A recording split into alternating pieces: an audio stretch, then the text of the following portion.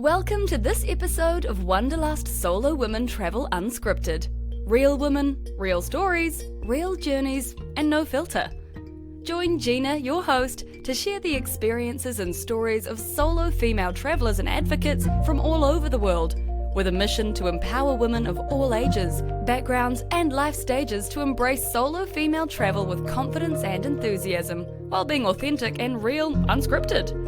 Confronting the challenges and apprehensions many women face when considering solo adventures, providing inspiration to break through those barriers. Sharing how life transitions, loss, and trauma can lead to amazing experiences, rediscovery, and life journeys. The good, the bad, and the ugly of authentic and honest travel. So let's throw out the script, get comfy, and jump right into this episode. Let's welcome Joanna to this episode. Joanna is the founder of Midlife Butterflies, a movement created to inspire and empower women to see midlife and menopause as a powerful invitation to reinvent themselves through travel. What began as a turning point during a cascade of midlife shifts, led by menopause and layered with empty nesting, singlehood, and career dissatisfaction, quickly evolved into a deeper mission to support other women in navigating the messy, magical transitions of midlife using travel as a catalyst for self-discovery. Through raw storytelling, soulful reflection, and authentic connection, Joanna invites women to reconnect with their true selves, embrace transformation, and begin writing a bold new chapter shaped by the freedom, clarity, and confidence that midlife can bring. She believes the second act isn't something to fear. It's the most liberating chapter of all. Let's dive in. Hello everyone, so we're here with Joanna, who's coming to us all the way from Oman. So why are you in Oman at the moment, of all places? Yeah, I know. My sister was actually here, working in one of the schools here. And I came here last year. I flew in from India, and it really wasn't what I expected at all. Just fell in love with it actually, and then it's just so happened that this time is my sister's got a job and she's returning to the UK, and it happened so quickly. I kind of jumped in and said, well, I'll come there and sit there for a couple of months and sort everything out for you, because it gives me a chance to be here, do some exploration, do my work. So yeah, it's just kind of everything has timed perfectly. Never somewhere that was on my map. But yeah, I'm incredibly grateful that I got here, because it's very, very, very beautiful, like geographically, like the nature and yeah, just like the mountains and the turquoise water. Yeah, it's there's a real contrast between the two. It's beautiful. Yeah, the photos that I've seen that you've been posting are pretty amazing. So thank you for joining us from literally on the other side of the earth, from here in New Zealand.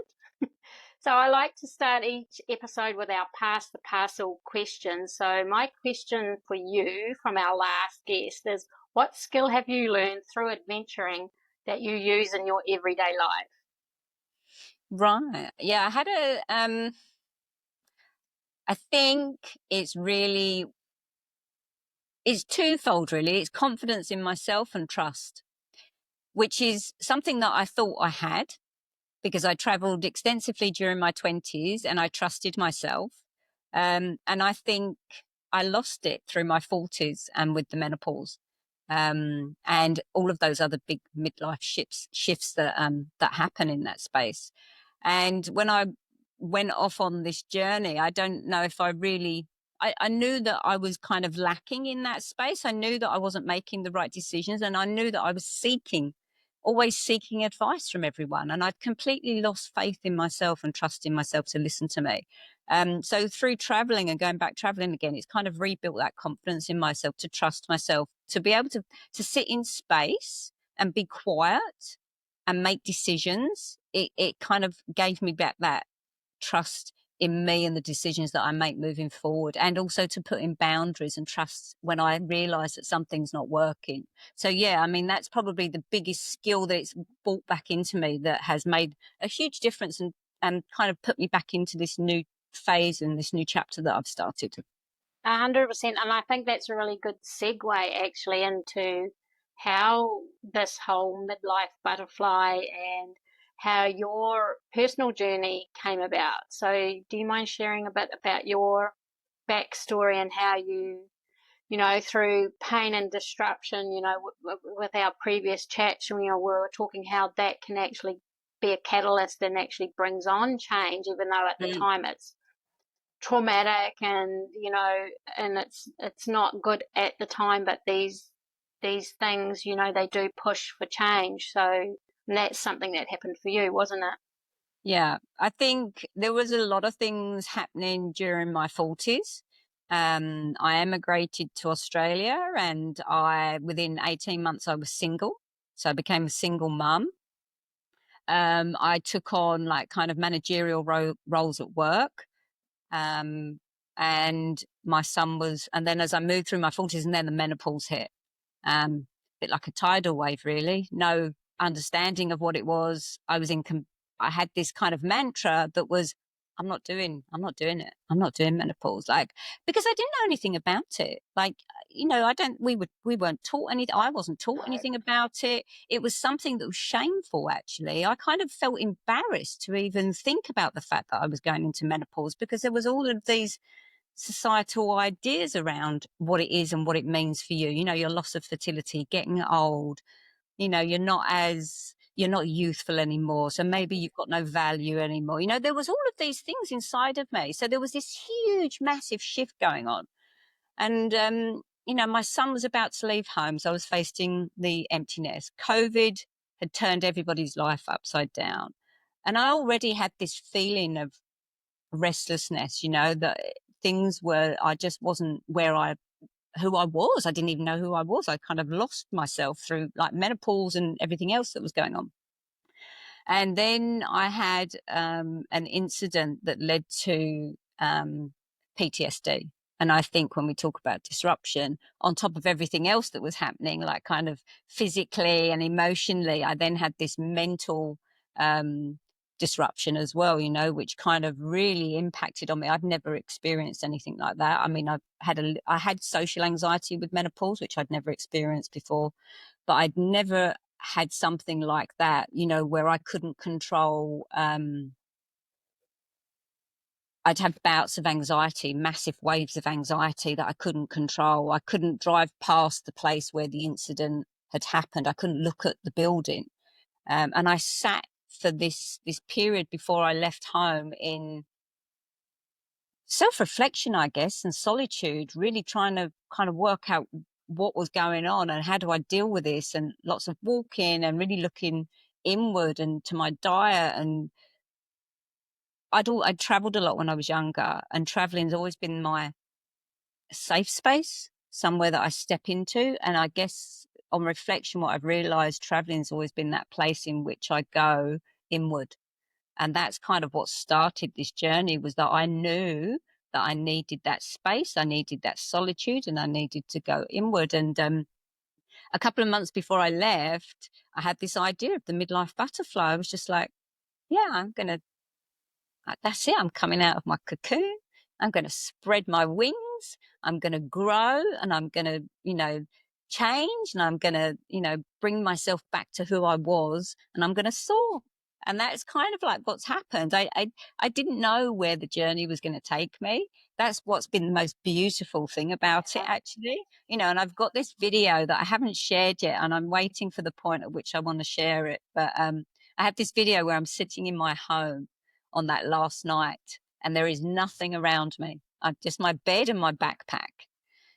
And I'm just like, what's coming next? And I kind of talk to myself, and I'm talking and I'm filming. At the end of it, I'm just like, the midlife butterfly is about to kind of take flight. So yeah, this huge disruption in so many different forms, but that one pivotal point at the end was what kind of pushed me forward, you know, to jump into what I needed and change, you know, because it was very painful. There were so many painful experiences, I think, that I went through my 40s.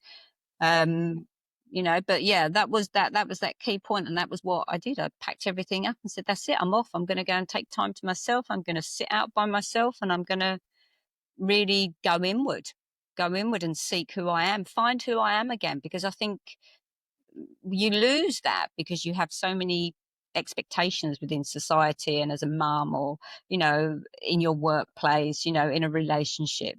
You don't often question it. And I think you get to midlife and all of a sudden you go, hang on, who am I? That's not really serving me anymore. So yeah, that's kind of where I'm at. And, that was the starting point for the journey.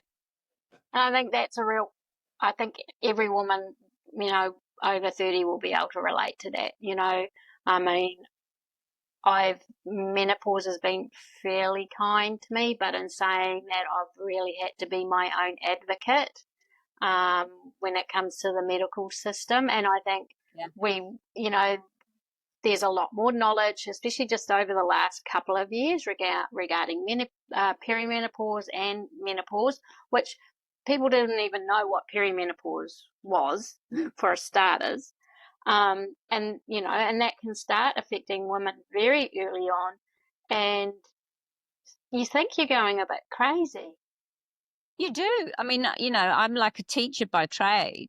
And all of a sudden, I realized that I wasn't able to remember the kids' names. And that never happened. I knew all of my kids' names immediately. And all of a sudden, I was like, what's this brain fog? But also, like I mentioned before, the social anxiety, I'd never experienced that. All of a sudden, I found that I didn't want to go out. I didn't feel comfortable going out because I didn't feel comfortable in me.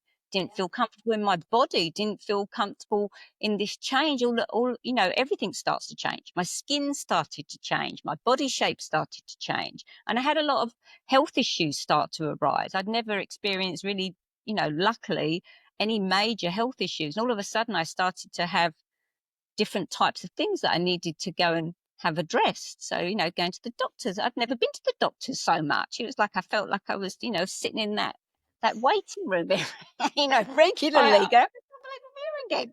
So relate to that. I think even last year I hadn't been to the doctor as much as what I did like last year, and I think I'm getting told every time I go in with a complaint, and it's like that. Oh, well, you're getting older. Yeah, well, I know I'm bloody getting older. I don't need that reminder.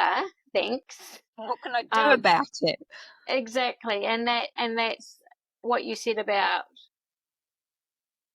that anxiety and loss of self-confidence. I mean, that's definitely something I went through too, and I found traveling, because you're forced out of your shell to some extent, and you're forced to rely on yourself.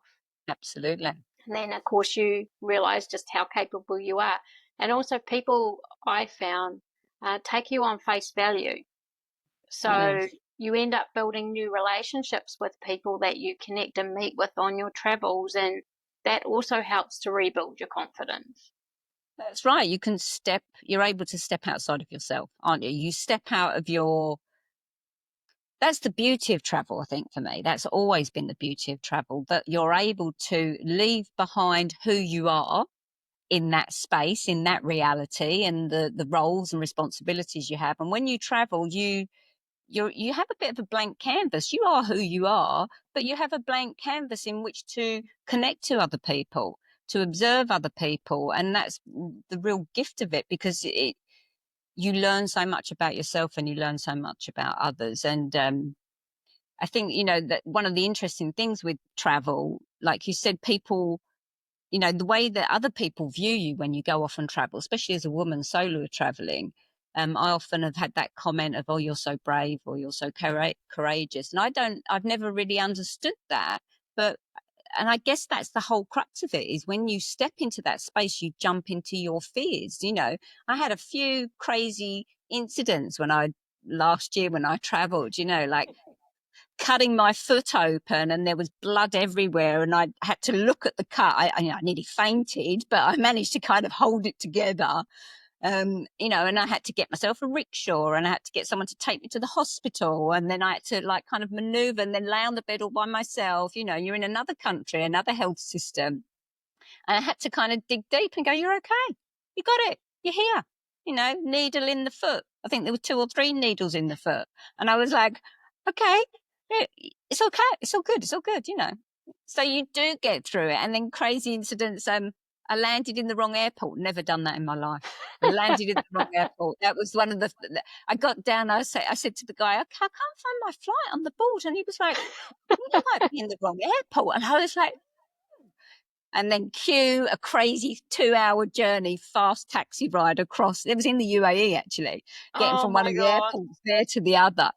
Yeah. So, but from the whole thing, you learn resilience. You miss a flight, or you arrive in the airport, or you cut your foot, or, anything can happen. And you have to deal with it by yourself. You're the only one that's going to make the decision. There's no one there who's going to tell you to make the decision. You've got to do it by yourself. You could be on a different time zone, and unfortunately, I can't, my mum really isn't in that space where she would advise me maybe as she would have done sort of 10, 15 years ago. So yeah, resilience, growth, it's great. That's But why the I'm a funny proponent thing of. is, through talking to women, even yourself, I haven't got children. You've been a mother, you've had a career, you're juggling all those things Mm, anyway in life in general, which is a handful.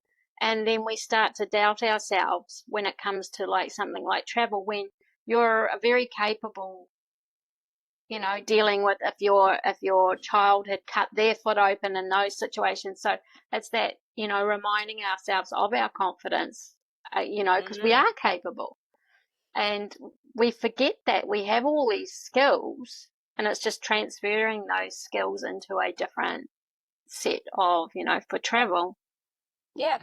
It's funny that it just made me think then. I remember when my son fell over and there was blood everywhere, and I didn't blink. I didn't think it, and I'm not good with blood.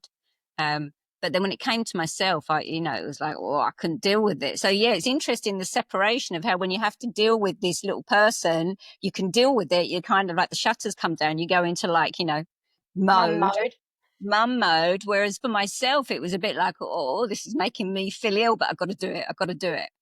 Yeah, yeah. Travel, it's brought so much into my life. So many gifts that I'm thankful for, just the friendships that I've made, um, each of those individual people that you meet along the way, the families that you talk to, um, just observing life in a different country. Yeah. Yeah, people looking after you. I've had such amazing acts of kindness along my way as well when I was younger and now. And I think the fundamental realization when you travel is that we are all the same. We're all That's such humans, a good point. Yeah, I you know? mean, the fundamentals of what people want are happiness and joy and health. Yeah, And it yeah, doesn't matter where you go in the world, the basics are the same. And because the media and news and everything, bad stuff makes, more views. So we don't hear of all the good stuff. And, I've had amazing acts of kindness while I've been traveling, and it does revigorate your belief in humanity, I think. absolutely. I put a post up a few weeks ago about that, about, these health experiences, these you know, unexpected health challenges, and the amount of stories that came forward from women across the groups, about the things that they had experienced, the kindness, and people going above and beyond, someone that didn't speak their language, someone that didn't know them, um, it restores your faith in humanity. The media is, there's no good news, is there? I mean, you may get on the local media, you might get a good news story, but it's always at the end and it's a bit of a joke.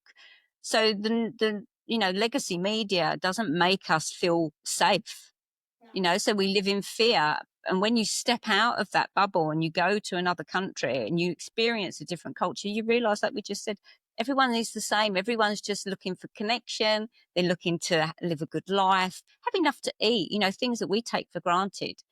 Just having enough food, but having access to healthcare. That's the other part of it. I think if you live in a developed country, when you go to other countries where things are not as well kind of provided for, you start to realize what it is that you also have back in your own country, and you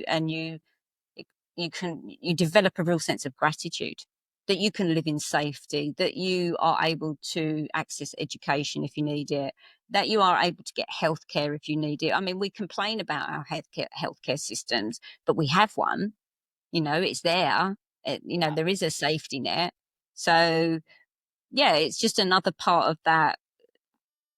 If I think traveling enables people to really realize that human connection, and that's really important today, I think, more than ever, especially with social media that can only teach you fear, and things aren't the same. Maybe there's connection in there as well. That's the interesting part of the internet and social media, isn't it? It creates connection, but it can also create the flip side. I guess there's a duality in it.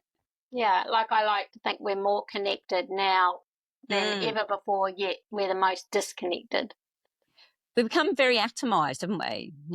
That's the sad part of it. And I suppose, like you, for me, is that we want to create communities. We want to create communities with women, because women particularly, especially with the change in societal roles for women, there's a lot more single women as well. These women just want more connection, and maybe they just don't have that. And communities have moved. Everyone moves around so much more than they did before, So having online spaces have become incredibly important. So, having those groups in which you can share stories and inspire one another and learn from one another, I think they're becoming more and more important. And I think we're seeing a shift into that space as well. And I think it's needed, actually. I think it's needed. Well, there was a really good study by a journey woman who did the stats on the power of, they called it the ageless adventurous, which I love that name, and invisible no more. And that's, I think, women over 50 have been overlooked for a long time, like you mentioned earlier, you're less desirable, and your function as a to bring children in the world is ending, and your career maybe at an end, so you become a little bit invisible. So I think when they did these stats and the power of actually, women are the ones who drive travel, they make a huge percentage of the decisions in household travels, even for families. And then the percentage of women traveling in the 50 plus age bracket is massive. So it's time it's taken notice of, and women that want to go and have adventures, their life isn't over, and they want necessarily the quiet cruise or anything like that. They still have vigor and vitality. Yeah, absolutely. There's a shift. If you think, I think back to when I was young, and I think about at that point in time, retirement was 60, 62. And you think back to then what retirement looked like then. It was, I don't know, you sit at home, you don't go to work. That was kind of like the experience of retirement. You've done your part. Even this idea of what it is to retire has changed. In the last 10 years, it's massively changed. I think COVID has changed the workplace. I think it's also allowed people now digitally working. They're moving around, digital nomads like me. We're moving around, we're working, we're finding alternative ways to live. What is retirement? I don't want to retire. So why do I have to retire? I like the idea of semi-retirement, but is that even a conversation anymore? Maybe that idea is going to be completely defunct over the next kind of 5-10 years, because it's changing. Things are shifting. Our generation's not looking to retire and hang our boots up at 65. We're looking to travel. Like you said, they are the most mobile generation. They've got the money, they want to get out and they want to do things. Life is short. Midlife, for me, midlife is the point. Studies show around 47, 48 globally, that's the point at which people feel the most unhappy, because there's so much going on in their life. And it's also the point for women where you have all of these huge shifts going on, where you kind of go, well, hang on, this is the midlife point, but is it midlife? Really? I don't know if I'm going to live to 100. And that's the other point. You start to go, hang on. I had someone jokingly say to me the other week, well, on balance, if I'm lucky, I've got about 20 summers left. And I was just like, oh my God, that's a really scary thought. Reality. One of my friends was like, oh my God, that's so pessimistic. Why? But I was like, that's the reality. Life is short. And midlife is the point, especially for us now with women. We've got this opportunity to say, you know what? I don't want that. I don't want to conform to those roles anymore. I don't want to feel guilty anymore.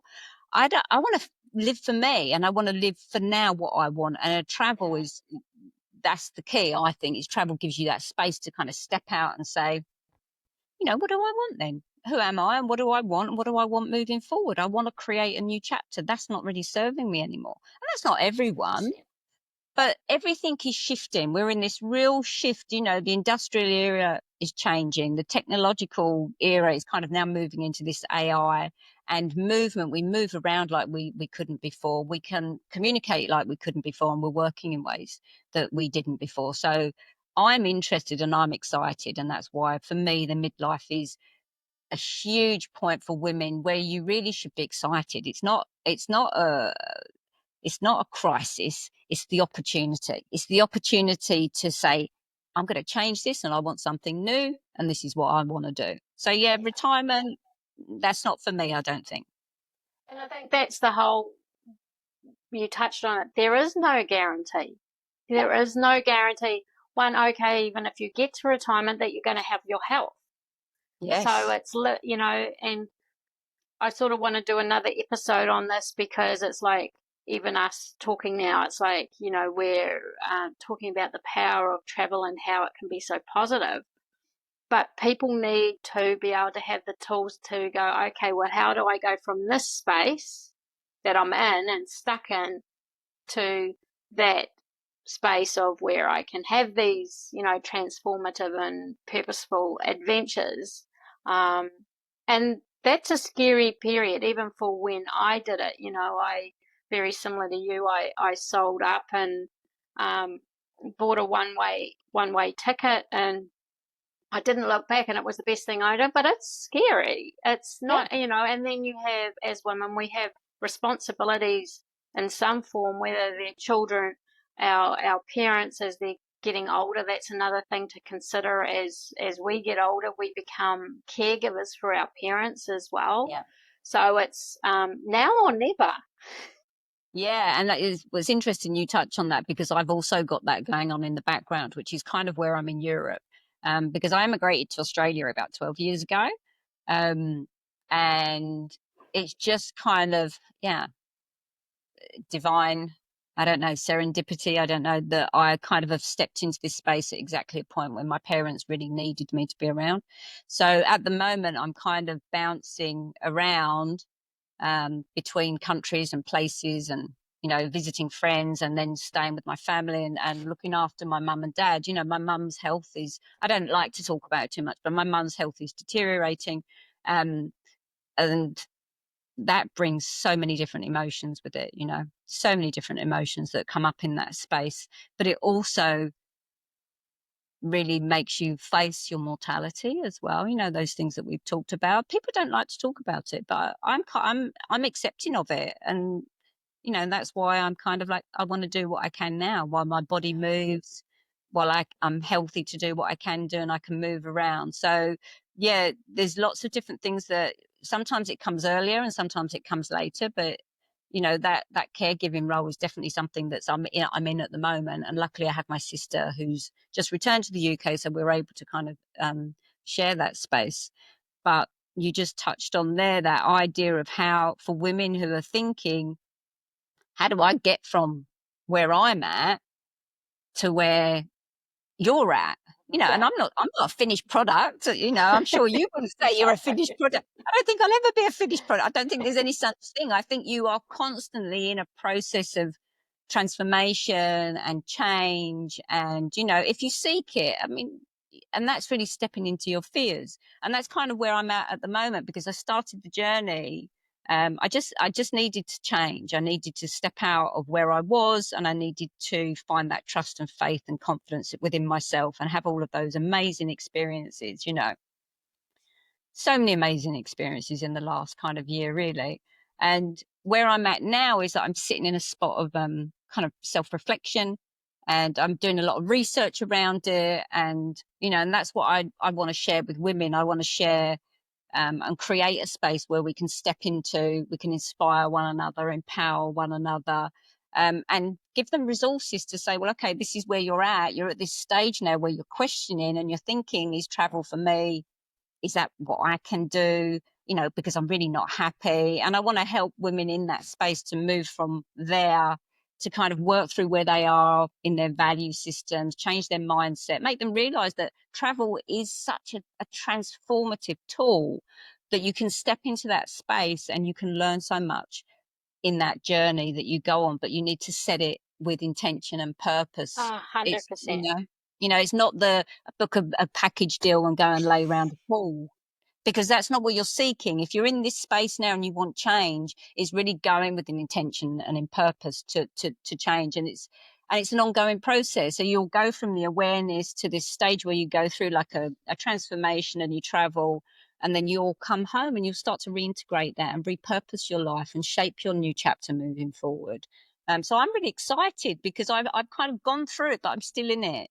And I want to be with other women, and I want to talk to other women, and I want to know what other women's stories are, because I think the more we share this and the more we encourage one another, the more women will go, well, hang on, they can do it. I can do it. And that's what I want. I want that for myself. Tell me how I can do it, because I want, and you've got to commit to it. It's not, you can't just, book the ticket and off you go. You've got to really think about it and plan it and commit to it. And we just said, you got to have a purpose. What's your purpose for going away? What's your purpose for traveling? What is it that you want to do with your life? Why do you want to take that time out? Why do you want to go into that space? I kind of I did my degree in anthropology, and a part of anthropological studies is the rite of passage, these movements that you go through in time. And I really believe that midlife for women and travel is a rite of passage. You go into this middle space of, you've left who you were, and you sit in this space and you try and work out, when you're in travel mode, in different cultures and meeting different people. And that's where you then start to kind of break yourself down and rebuild yourself back up to this new, what it is that you want to be as you move forward. So that's kind of how I see travel. And that's why I think it's so important for women now to really think of it as the key tool to help them move from that point, forward, to step into their new chapter. And I couldn't agree more, because like I'm one of those people that I have lists for lists for lists. I overthink. I go to bed and my brain doesn't switch off. I overanalyze everything. And the irony is, when I go away traveling, even though it can be a more stressful environment, I'm actually a lot calmer. Yeah. And I'm very much more, instead of worrying about the future, I'm worrying about this moment. And I think that that's a reflection I've had upon myself. And it didn't happen overnight, but it's something I really, really notice now. I like that version of me a lot better than this stressed out, highly strung version. It's more patient. It's more kind to yourself. It's really interesting, because when you're in that space, you're able to find that sense of presence, like you just said, that real, just being in that moment. I'm not rushing anywhere. I'm not rushing from anywhere. I'm not planning anything except the next trip, maybe, or where I'm going. But I think I have this real memory from last year when I was traveling. And I traveled with my yoga mat. It went everywhere with me. Looking a bit dusty now, but I love it.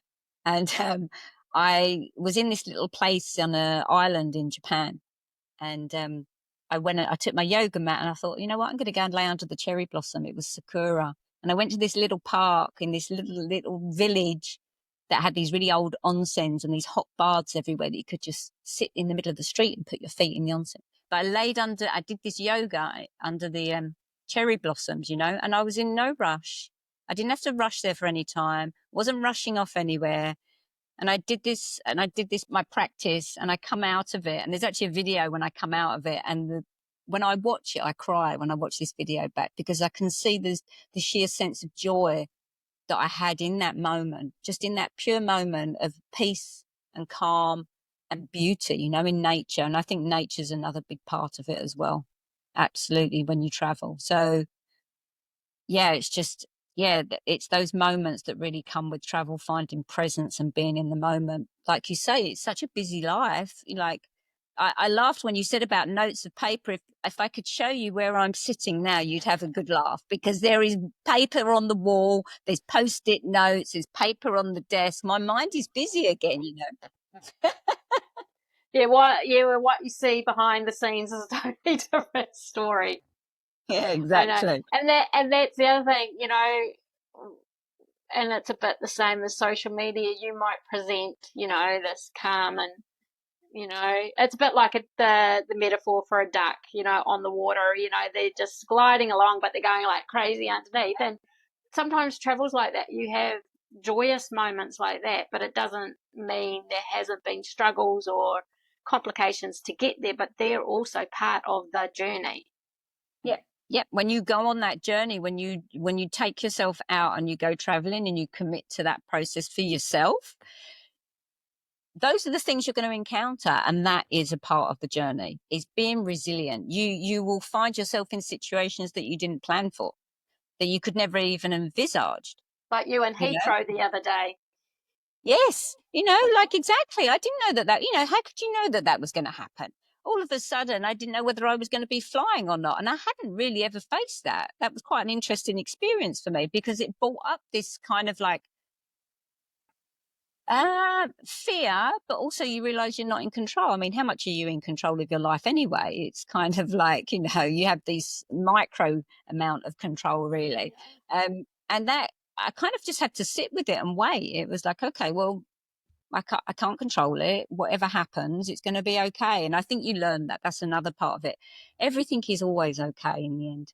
You just have to find a sense of calmness within yourself, that kind of sense of calmness within your mind, to accept and to let things flow as they're meant to, because you can't always change the flow. You just have to be with it. Like you say, like just glide along with it. Your feet sometimes are probably just paddling away underneath, but sometimes it's easier when you don't resist, if you just accept, You and I go with kind the of, strength. the other thing, yeah, just go with it, and I think the other part is, I've really learned to not have expectations.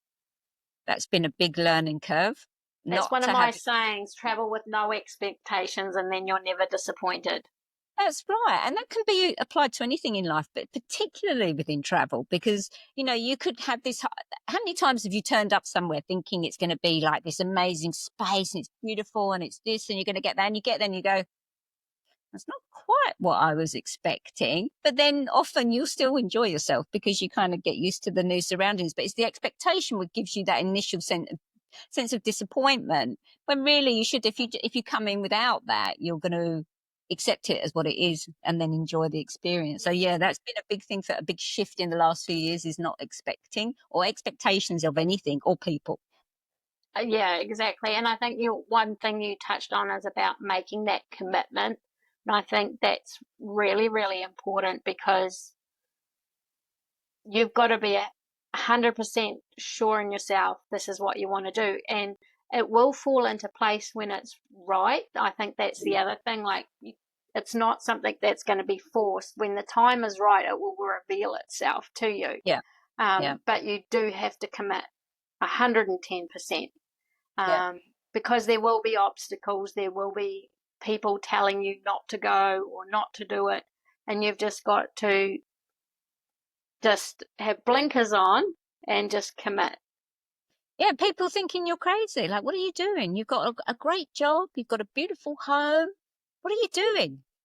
I'm doing it for me, actually, because these are just possessions and that's just a job. And I feel like it doesn't fit me anymore for who I am now and where I want to go and who I want to become. So to just step out and move into a different space is also planning. I spent, the 6 months prior to leaving, I planned. Exactly. I had, like you said, a list. I had a massive list of things that were going on, packing it all up or selling it all, your travel insurance, your house insurance, like having all your documents in order, your visas. I mean, there's so many things to think about. I guess that can be overwhelming, and that's something I want to help women with. Here's a list, here's a list, here's a checklist to help you get through, so that you don't feel so overwhelmed, because it is overwhelming. It is overwhelming. And for some people, they may just book the trip and go, okay, that's it, I'm doing it. And then everything comes after. I'm a bit like that. Whereas some people, they want to make sure they got all of their ducks in a row before they book the ticket. Yeah. And I So think whatever that's, works, it's an intention. yeah. And that's really relevant because, like, I was exactly the same when I did my big OE at 40. You know, I was a good 9 months in the planning. It didn't just, again, these things don't happen overnight. I know we share stuff on our social media, and it seems like you booked a ticket, hopped on the plane. In some cases, that is true. And then all of a sudden, you know, ta-da, this stuff starts happening. But there's a lot of things being put in place prior. And like you said, you know, both me and you are here to, you know, we want to facilitate an environment where women can do this sort of thing. So this is where your midlife butterfly adventure, you know, for a community of women has come about, hasn't it? Yeah, so that's kind of where I'm at the moment. So yeah, all of the paper around me, because I've gone on this journey, and with all of my knowledge from my past in traveling, you know, with anthropology, kind of like I like psychology and stepping into that space. And so now I've kind of been in this huge like research phase. And now I'm developing the new me in a new space, in a new profession. I want to be a writer. I'm writing a book, and I'm creating this philosophy around the midlife butterfly effect. You know, you take that one decision and it's that ripple effect that comes out from Yeah. it, you know, and that's how I see it. So that's where I'm at the moment, is just putting together my research that supports what it is that I'm saying to women in midlife, that this is a path that you should consider if you want to change the way, you know, if you're in a state of chaos at the moment, or dissatisfaction, and you feel unhappy and you feel that you need change. This is, I'm going to show you this process, and I'm going to show you why. You know, even just something like you know, studies around the neurological changes that happen when you travel. You start to fire and create new neural networks through traveling, because you're experiencing different things every day. You know, so you're actually creating this new person neurologically as well when you travel. So yeah, this is where I'm at, and that's what it's about. I'm creating the midlife butterflies. It started with that idea before I'd even left, and now I'm kind of in this research phase and writing and creating. You know, I learned a lot. I guess like you, I've learned, you know, how to create reels and social media. My goodness, my brain is like swamped with information, you know, podcasting, like I'm just about to step into that space, you know, building a website, building courses. You know, there's some stuff I can draw on from my profession. I'm a teacher, so I have a lot of that in place already to help me teach. But all of the technology is interesting. But you know what? It's a gift to have the time that I've created myself, like you. It's that intention. We come back to that intention.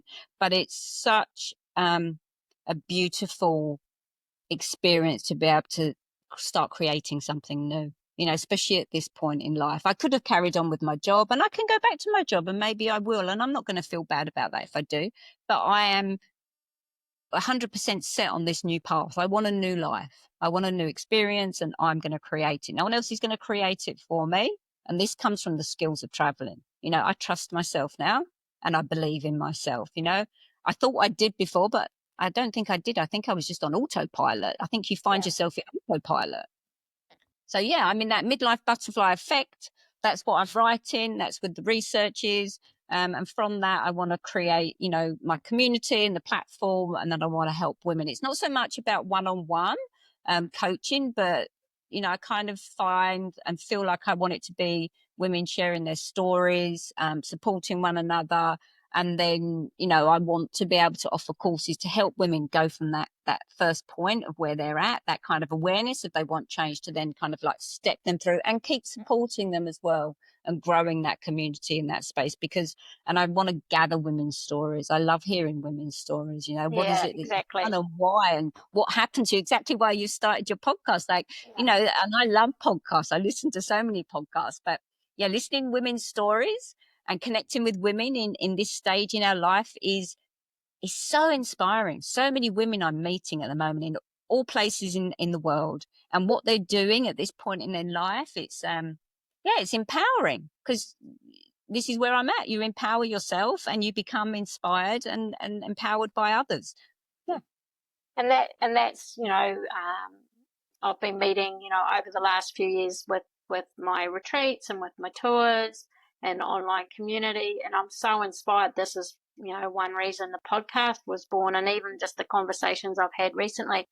And you touched on it earlier about it firing different stuff, even talking about it. And that's where every trip I come home, my brain's just, I'm so inspired, and I just want to share stuff, and I get really creative and everything. So it is, and I think too, you'll, with your training and with your courses and everything that you'll probably do, is what one's person's journey is not necessarily going to be the next person. So, okay, someone can sell up and travel to the other side of the world, whereas for someone else that might not be their reality, but they could create a different sort of journey. I think that's really important, because I think women, when we talk about going traveling, it's not about a long distance, long haul journey all the time, because for some people they don't want that, or they don't have the time, or it could be economically it's not they can't commit that kind of money to it.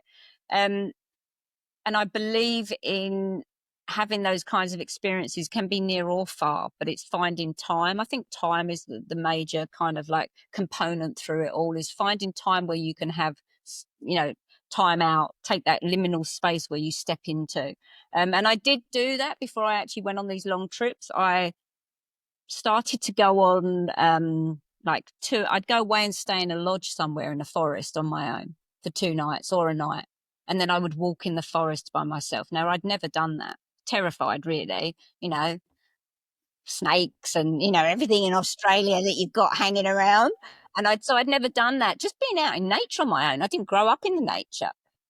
So that was a really good kind of like first step to kind of getting into that space of being on my own and giving myself space, because my son at that point was getting a bit older. So I was able to have the time to commit to myself to go into that space. So I think it's important to know that even something like going and visiting a town that's 2 or 3 hours away can be so different to where you come from, and you'll be stimulated by what's happening there, what's going on, what are people up to, what's different in that town, what's going on.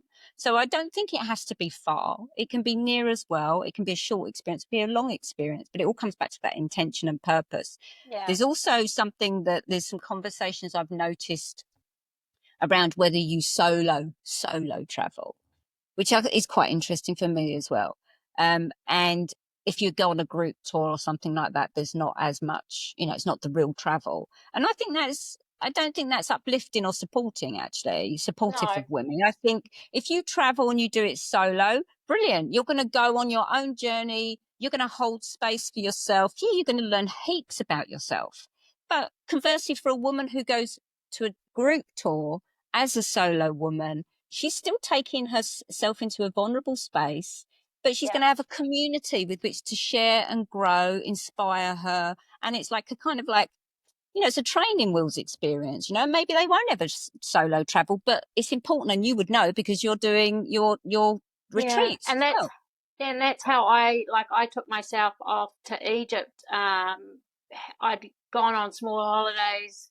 It was my first real big experience, and I had a partner at the time, and I took myself off to Egypt, and I joined a group tour there.